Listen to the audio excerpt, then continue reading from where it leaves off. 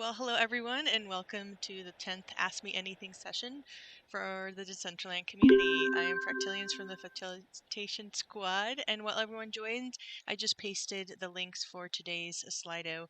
So if you have any questions throughout today's AMA, please post it on the link. And second, we also have our past AMAs all recorded in our Decentraland DAO YouTube.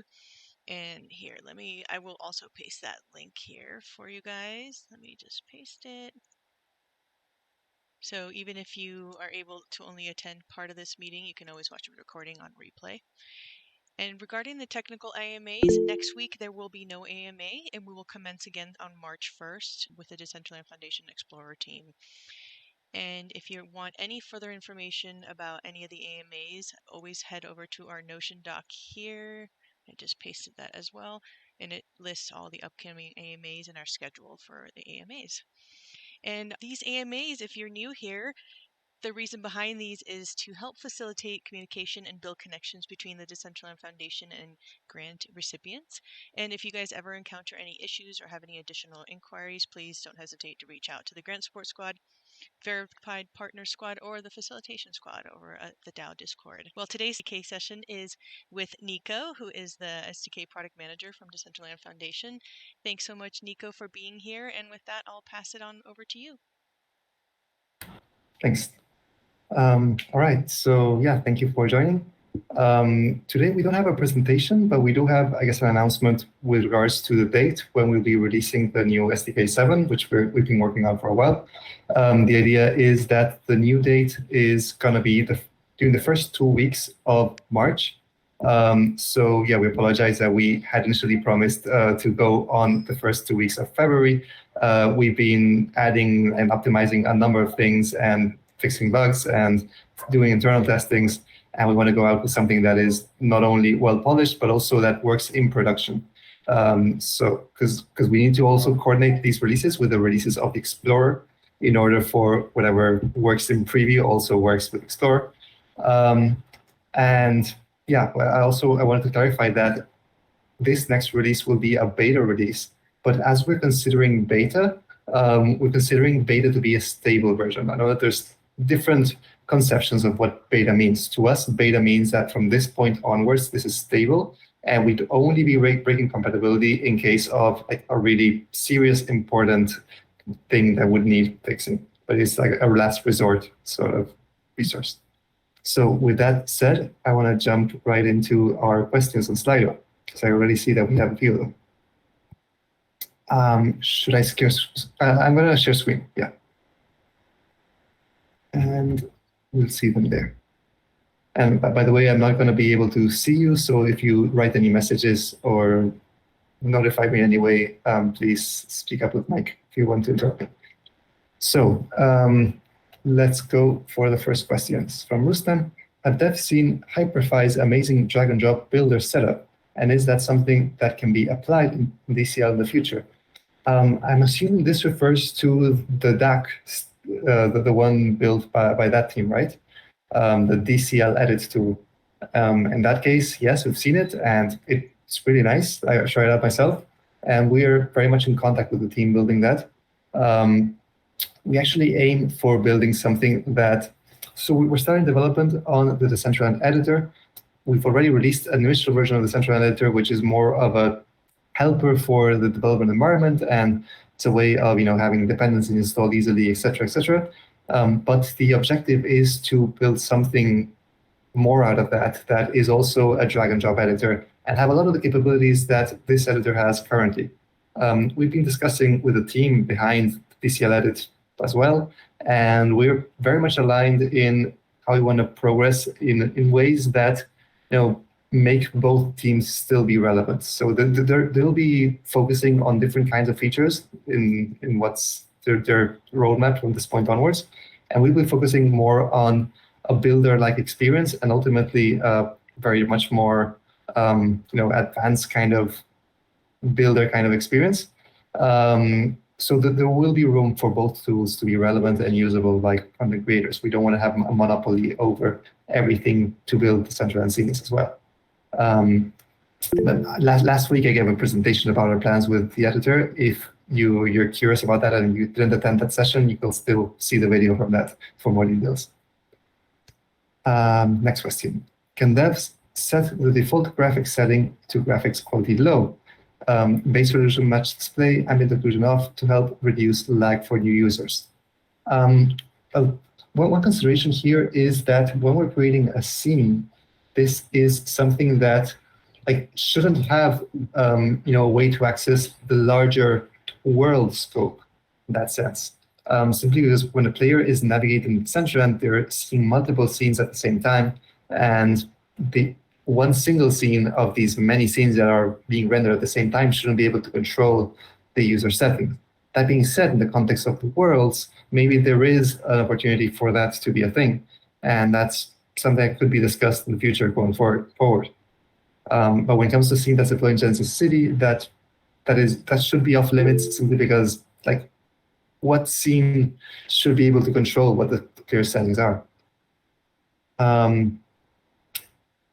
Then again, there are efforts from the Explorer team to be able to figure out how we can have these things work more smoothly. And part of the things that have been discussed at least in the past has to do with the idea of having the graphic settings auto adjust depending on how the player's experience is going. Nico, would you zoom in on the screen? Yeah, thank you. Better. And by the way, if anyone has something to add to any of my responses here, please feel free to jump in.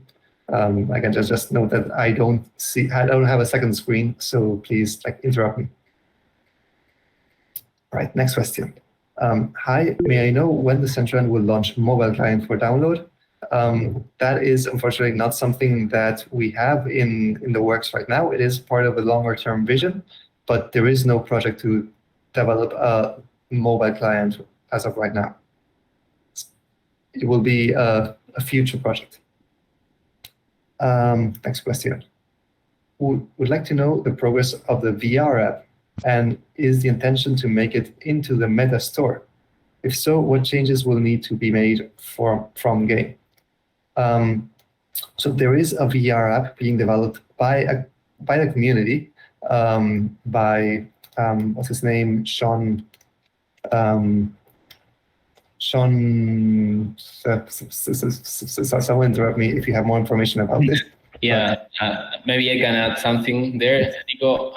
Yeah, a team from Seattle, led by Sean Ong, they have been developing the first version of the Decentraland VR client. They got it running on a Windows PC that you need to connect via the cable, the headset. That's a nice experience to try. I think if you go to the grant page and the updates, you can follow the links and try it yourself. They also work on an Oculus Quest only version, but the performance is not that well because the Oculus computer is a cell phone actually, and it's not performant enough for the current version of the Explorer. But the development of that project, I think at the moment is stopped. Maybe they are documenting how to try it and for other people to test it. There were concerns regarding the architecture, how far we can extend the current client that is built for desktop and port it to VR. And yeah, in order to reach to a VR store, I think more polish need to be done from their team. There are many things up regarding interactions, labels of how to interact with things that are actually meant for PC and need to be ported to VR. Yeah, that's the information I have. But that project is not from the SDK team or the foundation. Maybe, Nico, if you have any other insight regarding VR support on the SDK level, that would be interesting. So far, not from our side, but definitely it's something to take very much into account for the future, yes. The next question, can DCL default graphics settings be lowered? I think is this the same question I read before, or otherwise it's aiming at the same? Sorry? Was anyone trying to speak there? Okay. So this question, I guess, was answered before. The Explorer team might, find ways to optimize the default settings based on the player's either current performance or hardware. But that's more of an Explorer team consideration. Next question. Is it possible to publish smart wearables or not yet? When is this going to change? So currently, the answer is no. Smart wearables are not part of what's open for content creators to create. There have been some specific smart wearables in the past as like first-time experiments and as very limited things for special events that had, an intended lifespan only throughout the event as interactive experiences. But in order to make this a public thing for anyone to publish, there are a couple of security concerns that need to be addressed, and that's being worked on. The plan is for that to be a thing only with SDK version 7 in the future, simply because SDK version 7 will have a number of more safeguards that should make these things more safer from abuse. And after a couple more things are implemented in the next couple of months. I can't really say a date, but it would be sometime within the next quarter, fortunately, if we're lucky. Next question. Can devs set the default graphics settings on graphics quality low, base resolution, match display, ambient occlusion off? This, again, I believe was answered with the previous question. So is it possible to publish smart wearable? Okay, this is a repeated question. So yeah, it's already been answered. Next question. What measures will DCL developers take to ensure the platform is builder-friendly, especially for non-technical users? Actually, I believe the next question is also very much related. Is there anything the DCL team can do to empower builders to build anything they imagine without overthinking optimization?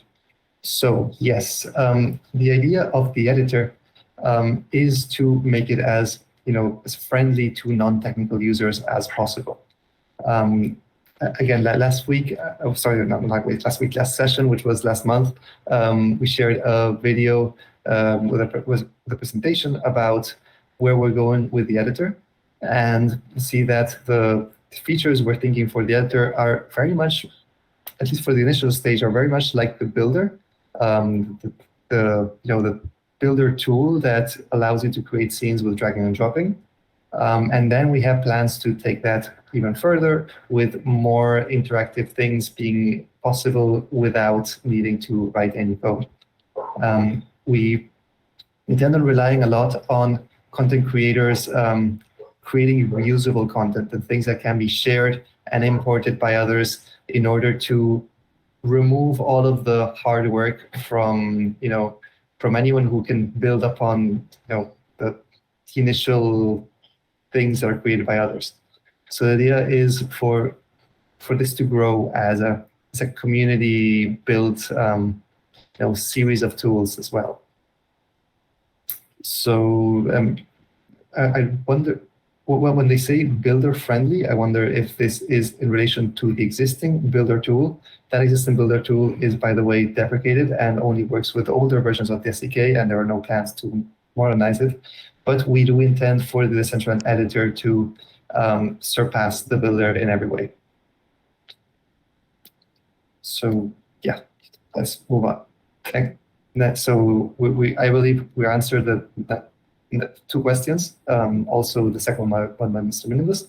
So moving on to the one by Sanguine. What's the reason behind the 6-sided bounding boxes? Can't make working with pod-shaped plots a bit of a pain. Is there a vision to change this in the future? So the bounding boxes are a way of optimizing how we calculate the positions of things. So to avoid having things extending beyond the scene bounds, one option would be to check for the position of every single vertex in a mesh, which can potentially be a lot of calculations because a mesh could have hundreds of corners. However, one way to get around that is to only look at the bounding box, which will only have at max 6 sides because it's a box. So this is a way to avoid making a lot of unnecessary calculations in that sense. Of course, that also brings the problem that sometimes you have something which is irregularly shaped or that is rotated in a diagonal facing direction, and like one of the corners extends when there isn't really any geometry extending. And that is, yes, it's a pain. But it is something that it is a lesser of two evils, if we want. It's especially a pain, as you say, yes, when you're working with irregularly shaped plots. And I remember in the past, we had to reshape some meshes in order for those to fit. One thing to note there is that these bounding boxes are not per the entire 3D model, but rather per each mesh in the model.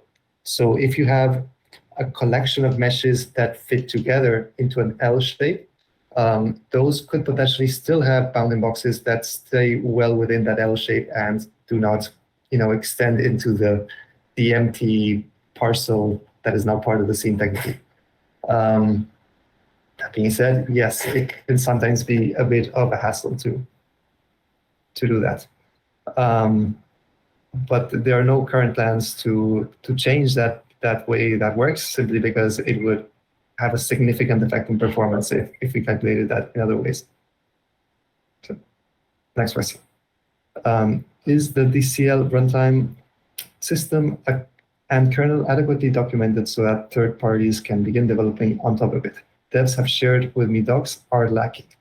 So yes, in terms of the documentation meant for content contributors, we currently don't have a lot for let's say the protocol layer of Decentraland, but we're actually working on. If you look at the documentation repository, you'll even see that there already is a pull request with plenty of information there. That's all still in revision, and there's someone working full time on that, trying to document these things as much as possible. But yeah, based on what is currently exposed on the documentation side, there's plenty missing for sure. We've also recently started exposing this automatically generated reference for the documentation. So if you, I could share it here. So if you go to the doc site, you'll find that this is here in, sorry, I can't remember where exactly it is that we put it. SDK 7, Nico. Oh, it's in SDK 7, great, thanks. Here, maybe a reference, thank you. So here you can find a full list of all of the, let's say, elements that make up the SDK, documented with, like exhaustively with every single method, every single type that makes up the Decentraland protocol. So this should be a huge help for anyone trying to build upon or branch or extend the Decentraland protocol. That being said, this is still a work in progress and could still use some more ordering and some more complete notes about each one of these elements being described here. But yeah, short answer, it's a work in progress, but we are giving it some serious thought and putting some serious effort on making this more proper. Next question. SDK 7, will the DCL app in VS Code have a transforms widget? The HUD extension doesn't pass values anywhere. Creators must copy them down to add to code. So yeah, for context, the HUD extension, I believe, refers to one of the libraries that was created by the community, which shows some UI elements so that you position things and then would paste things to the console. Yes, the VS Code extension, which we call the Decentraland editor, will have something that will resemble very much the kind of UI you have in Unity, where you have widgets for each one of the components that make up an entity. So you could select an entity, see all of these widgets, and these would be not just read-only, but they would also allow you to tweak values directly there. That's the idea. So that would be a much better experience when it comes to positioning things in space. We plan on we're very much aware that the experience of positioning things via just writing code is one of the major pain points currently for content creators, and we plan on tackling that. Next question, will SDK 7 support VRM or Ready Player Me avatars in VCL? Are any efforts being made towards interoperability with other metaverse platforms? So in terms of avatars, that is also something that doesn't quite pertain to the SDK team. I know that there are plenty of discussions in regards to the next generation of avatars. There's plans on making avatars a lot more like customizable and a lot more expressive. Like even there's talks about facial expressions, but that's not my area of expertise, and I'm not the best person to give answers about that. If anyone else wants to jump in here, otherwise we can move on and we can have a better answer for this in writing with help from the teams that are more involved in that. Next question, how can we reduce the cost of publishing wearables? That is, again, something I'm not very much in the topic. Anyone have anything you want to say about this? Yes, I can add a comment regarding the price of publishing wearables. Originally, it was like 100 mana, maybe, or 500 mana. A year ago, it was reduced and pegged to $150. And that change was made through the governance process in the DAO. So if you want to lower the price of publishing wearables, you should send a poll in the governance platform. That's governance.decentraland.org. And and if you reach enough quorum, then you move it to a draft proposal and then to a governance proposal. And that should be the official process to make a change like that. Thanks. Yeah, I believe that's a good answer.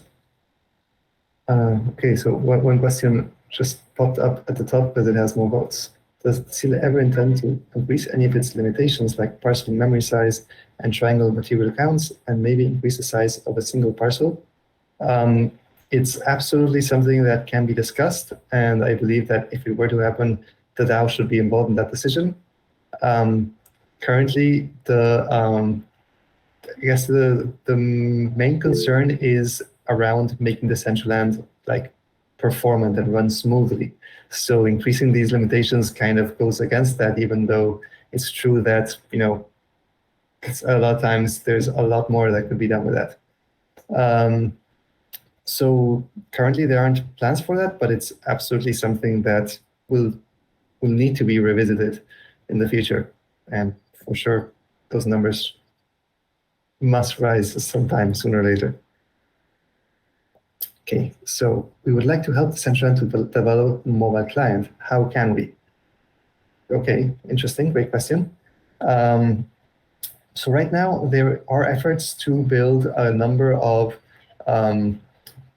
reference implementations, and those could probably be like a great learning tool in order to create these. I think maybe I was in this. I think you're in this call, right? You're probably the best person to answer this question.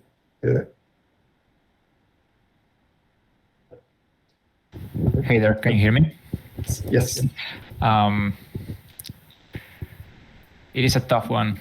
So since, as you were saying, we're focusing right now on the performance of the reference implementation. The focus of the teams is not part of is not in creating a mobile version right now, but as it was in the grant for the VR client, I think that if you put up a team and decide to start forking Decentraland, that may be a very reasonable course of action.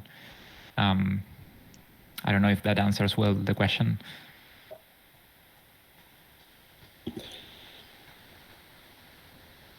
Yeah, I believe that you could also ask for a grant, just as the VR team did.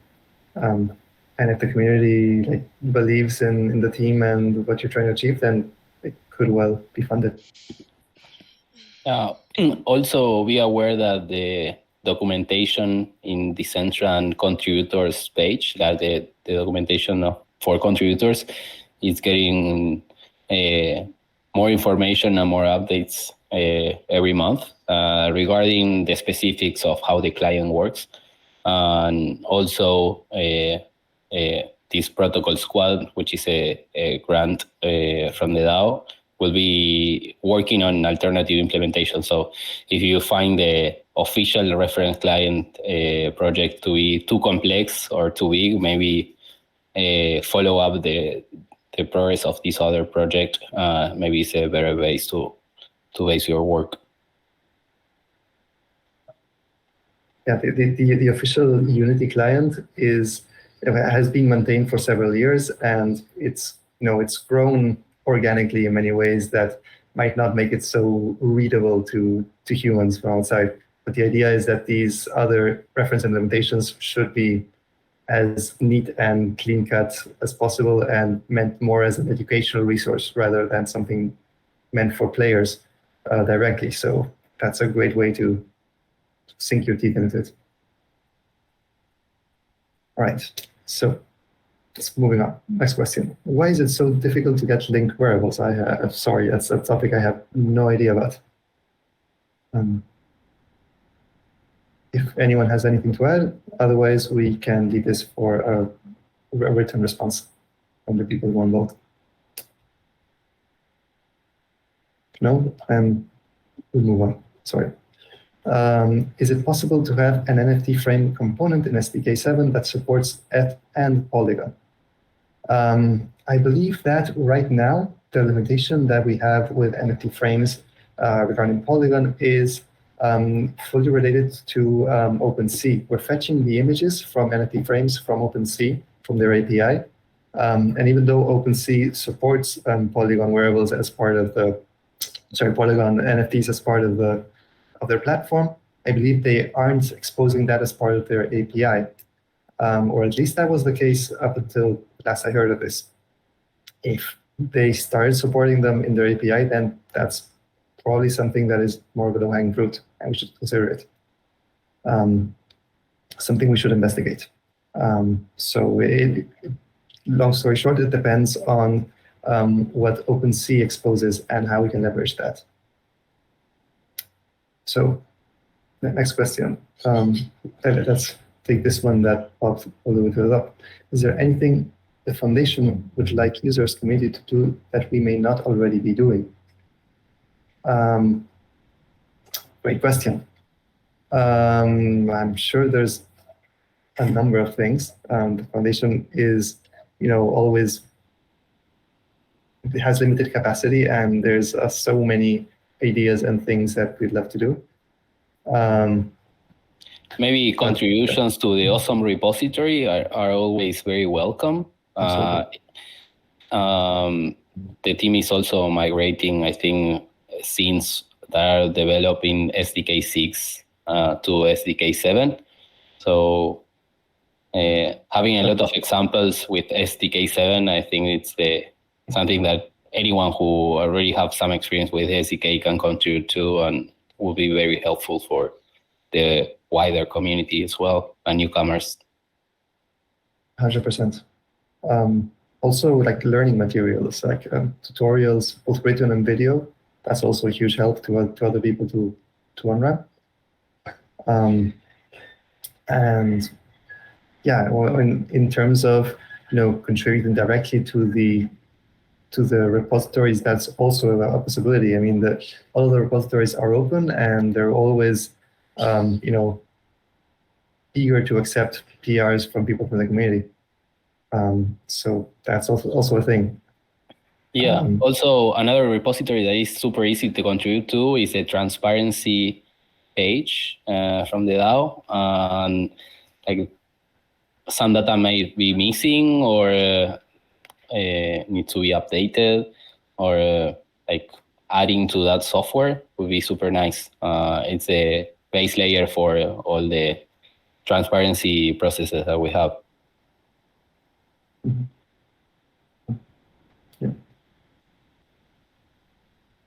So yeah, if there's one question you wish someone asked, what would it be? Can't think of anything right now.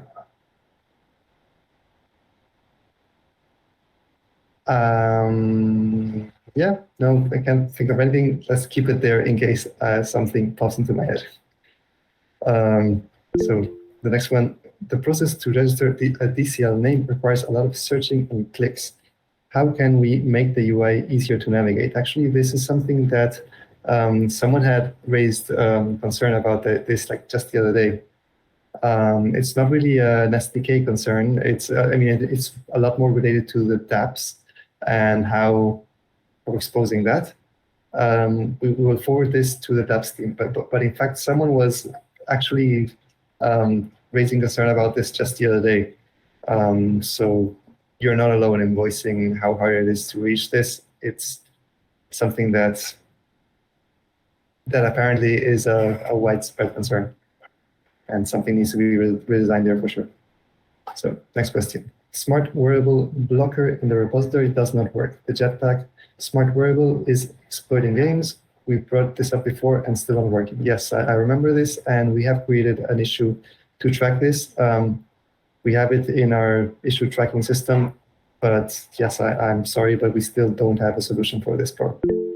But we need to prioritize this and fix it. We will inform when this is fixed. Next question. If we have, oh, sorry. So let's keep reading the ones that pop up to the top. Where would one have to look to find the name registration code if they wanted to build it on a separate website, like what some companies do with the DCL map? I have no idea, but we can find an answer for this in written form from the people from the dApps team. So yeah, I believe the first 3 questions are answered already, or at least the second and the third. Fourth, if we have smart wearable concepts that do not touch the blockchain, can we test them with the team? We have been told yes before, but nothing happened. You can absolutely develop a smart wearable like locally. Like you can try it out and and run a preview of it and share the code for that and get other people to run previews of it. So that is absolutely open. So I believe the concern here about not touching the blockchain, it refers to the fact that one of the controls that, or basically like the main security measure that remains to be implemented has to do with adding a permission for smart wearable to be able to do things that involve the blockchain. So anything that would involve interacting with MetaMask with something in the blockchain would need to require this permission, which would be a way to try to contain any kind of misuse. Problem is that if you develop something that doesn't use the blockchain but without this permission, then whenever we implement this permission, we will probably run into a break and change with regards to smart wearables. So like we really want to have that in place and have a trustless level of support there before we start distributing them or making them distributable to people in the community. Is it your birthday today, Feliz cumpleaños? Yes, it's actually my birthday today. Thanks. So what was the SDK beta release date again? It's aimed for the first 2 weeks of March. So hopefully, if we can, it will be the first week of March. But we're adding that margin of error just in case. How can we boost the loading speed for Worlds? Optimizing the scene, I guess. There's a lot of effort being made from the Explorer team. Like they're like really into trying to reduce and optimize everything around Explorer. Like just today, I saw some numbers for how they've been reducing the loading speed of the Explorer in general. And like in the last release, they actually brought it down a lot, like from 2 minutes to like less than 1 minute. And there's still a lot of work being done in that sense. So hopefully the loading speed of Worlds would also be, benefiting from this and from further optimizations. That is not so much on the SDK side of things, but there is a lot of work being done there. Next question, how can we add collider to avatar? So in a scene, you're able to attach entities to a player. So you could attach an invisible entity with a collider to a player by ID, and that would work within the context of a particular scene. But if you're looking for something more global, I'm afraid that's not available, simply since, I don't believe, or at least as far as I'm aware, I don't believe that avatars support avatars as part, colliders as part of the geometry of a wearable. So I don't believe that's part of what's possible. But within the context of a scene, as a creator of a scene, it is possible to add these artificial colliders to all of the avatars in the scene. Just curious about Nico's opinion on the value of land against DCL worlds. Do you think worlds are good or bad for Genesis City land value? So I don't want to get involved in a very political discussion here, but just like my personal opinion is that worlds are something positive. Like it's always been one of the big problems of Decentraland that there's too much of a barrier of entry for content creators to be able to create things. Part of that has to do with all the things we're trying to make better from the SDK team in terms of, trying to make development of scenes technically easier. But the other side of this problem has to do with access to, to the funds to be able to publish something if, land is going to be so expensive. So Worlds, it bridges that gap. It enables a lot of people who were before left out from Decentraland as content creators to be able to contribute in some way or another. That's my personal take. I'm not voicing the whole of the foundation or the whole of Decentraland when I say that. But I do believe it's something positive. Next question. Can Decentraland add Bracelet as a category? This is, again, something that is not very much related to the SDK team, but I know that as part of the wearable the Avatar 2.0 discussion, one of the things that is being discussed is rethink the whole of wearable categories and allow for like a more fluid kind of ways to assign wearables to different parts of the avatar. However, I don't want to jump too much into that because it's not my topic. We will have a better response in writing from the people who are involved in that. Nico, are you going to do anything fun for your birthday? Yes, actually, I am. Actually, my girlfriend's birthday was yesterday, and we celebrate together this weekend. Next question. How can we ever get animated wearables? Why do they have to be smart to render animation? I remember at one point it was experimented with. Like I remember with you at one point prototyping some kind of a like little alien hat with a crazy eye and having that perform an animation. But I guess that didn't work, at least back then. And I don't feel this is very much my topic again, because the avatars has a lot more to do with the story team, but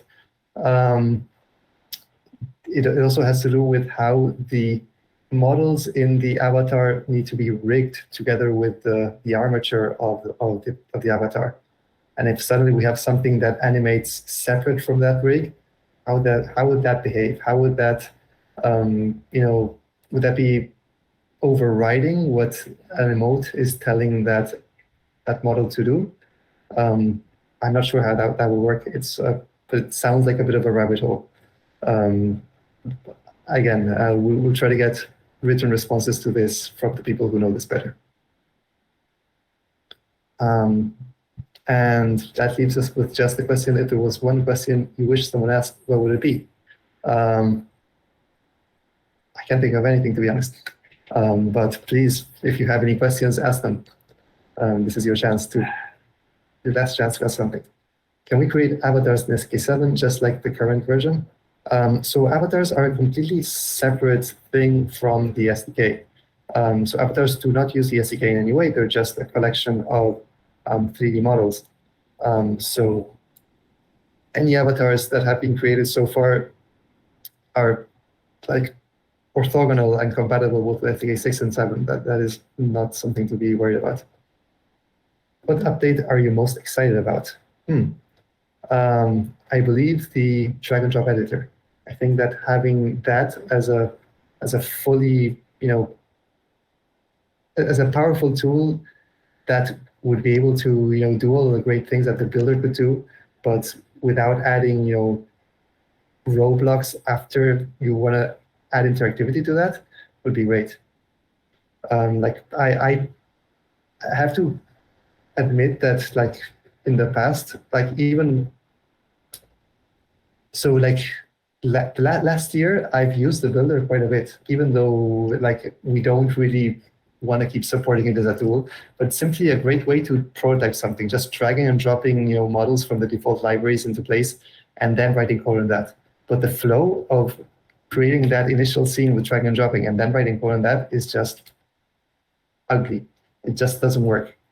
So having a tool that allows you to do that and seamlessly go from the visual side to the writing code side, that to me is like the ideal. Do DCL devs ever test their builds using less than par computers?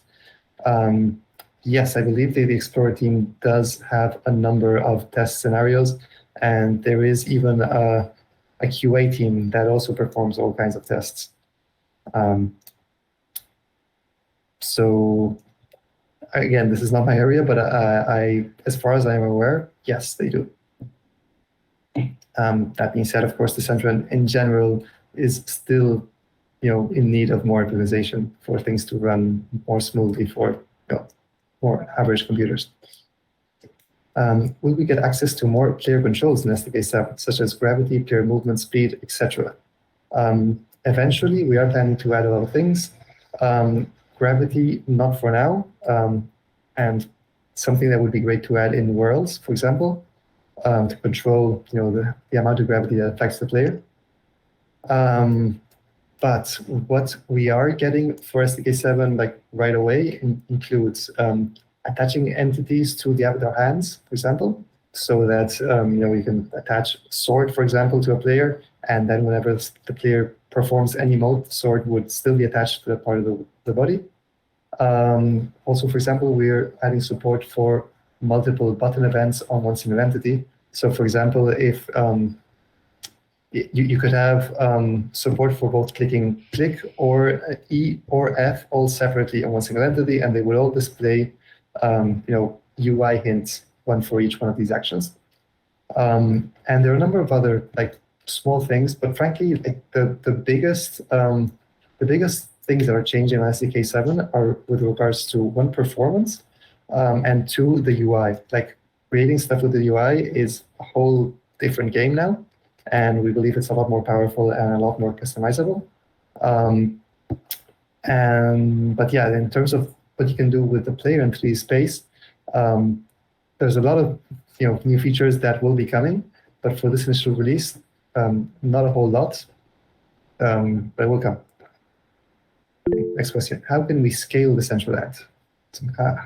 How are we talking about scale in terms of like land size, or in terms of like players, or what does that specifically refer to?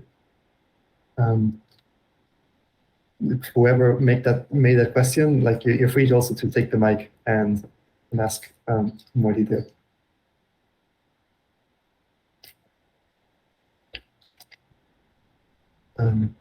I'll wait for a more specific question to address it. Would it be possible to have scene instancing be native SDK 7 feature? Sorry, I'm not entirely sure what scene instancing refers to here. Like this would be like you know, if you have a 1x1, but maybe you have a button that can switch your entire build. So it, you know, right now it's just manual stuff, keeping track of which one is shown, removing all the entities, adding all the entities. But it would be neat if there was some built-in functionality to maybe designate some entities as part of this scene and this one, and like toggling the state between them. So actually, there's something I don't think I've ever thought about that. Simply because, like, in the context of Genesis Plaza, you're not ever, you know, dynamically changing the size of the scene. But I guess that could definitely be possible within the world. It's an interesting thing to propose. I would have to check the technical feasibility of that with the team, to be honest. If anyone wants to chip in, and also, but when it comes to libraries, it is possible for a library to, like, if you're importing someone else's library that might implement some kind of a generalized function, the library does have access to the parcels that make up the scene and can, you know, adapt to that. So it would be, you wouldn't need to dynamically change the layout of the scene. It would just be this code from the library reading that information, which is static, but wouldn't be changing throughout the life cycle of the scene, basically. But yeah, in terms of dynamically changing how the scene is laid out throughout the life cycle of one single scene, that's not being considered, to be honest.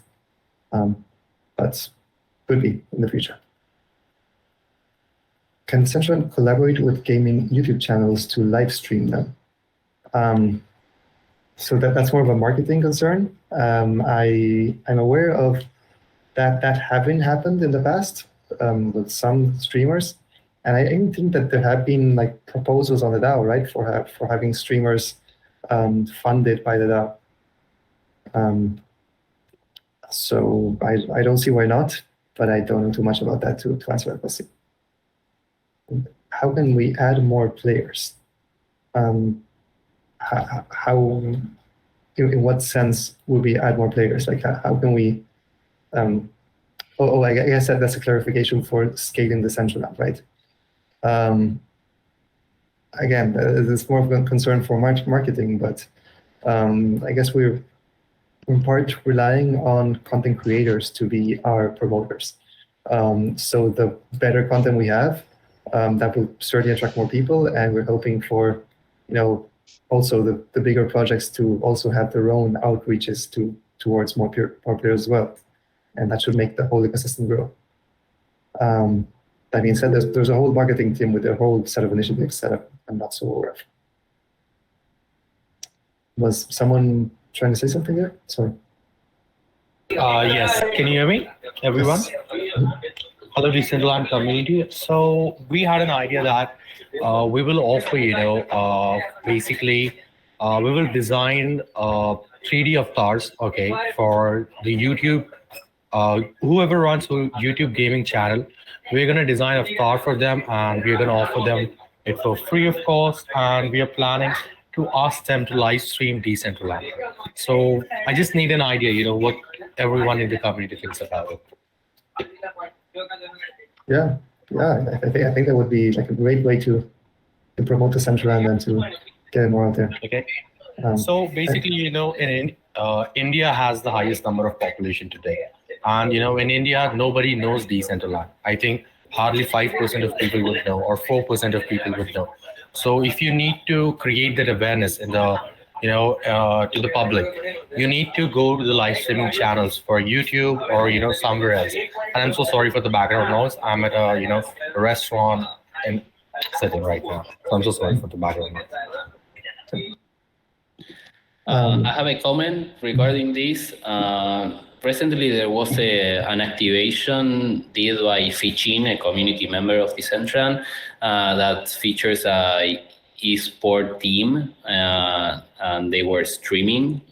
They stream on Twitch, and that streaming was replicated on Decentraland, and the streamer house was replicated in Decentraland. And on the Twitch stream, sometimes they say the code, and using that code, you can redeem a wearable Decentraland.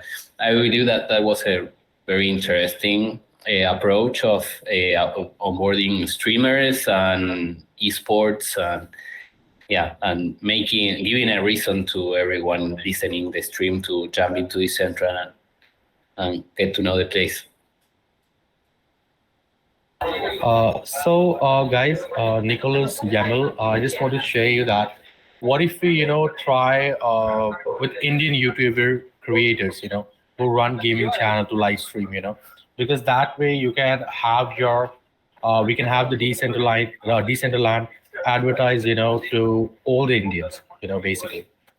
Yeah, and I don't know if you have seen, there are a lot of live Twitch streamers who stream in multiple languages. In Portuguese, I've done it in Spanish. If you head over to Twitch, you can follow all the different streamers already streaming Decentraland. So this is not my question, Nikhil. My question is that how many Indians know about Decentraland? I want to create the awareness about Decentraland to the Indians. That is my question. How can we do that?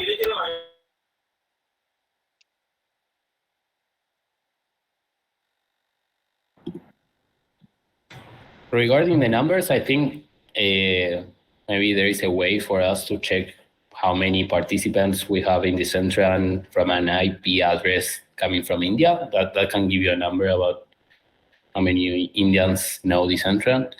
But for the marketing strategies, I think, and the purpose of this MA, I think it's more about marketing and what the community can push and create and imagine. Like the SDK team here is more entitled to deal with questions regarding how to create scenes and how to create amazing things inside Decentraland. But it's up to the community to better understand how to promote Decentraland in their own communities. Yeah, and I also recommend heading over to the Decentraland DAO Discord and the Foundation DAO channel and meeting up with other community members and seeing how you can collaborate and start engaging with that. And also we have about 5 minutes left, so if there's any, we'll take one more question and we'll start wrapping up here.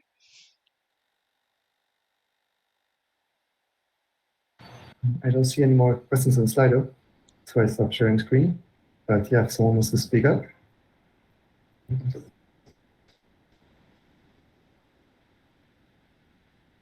Yeah, so if anyone else has one last question before we start wrapping up, you can unmute yourself, and ideally SDK related.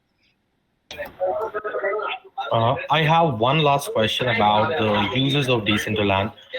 If you can give me 1 second, I would like to share you that link. I put that link on my proposal as well. If you can give me 1 second, I'm just on my proposal to send that link, in the DAO group. So basically, we can have an idea, because I read on Coindesk that the daily active users of Decentraland is somewhere around 100 to 80 citizens.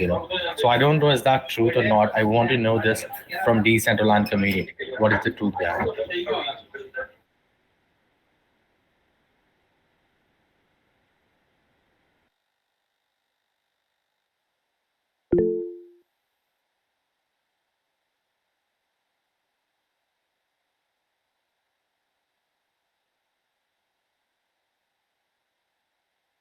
Okay, I think with that, if anybody else has any other questions, I do recommend heading over to the Decentraland DAO, and also we have all our upcoming AMAs.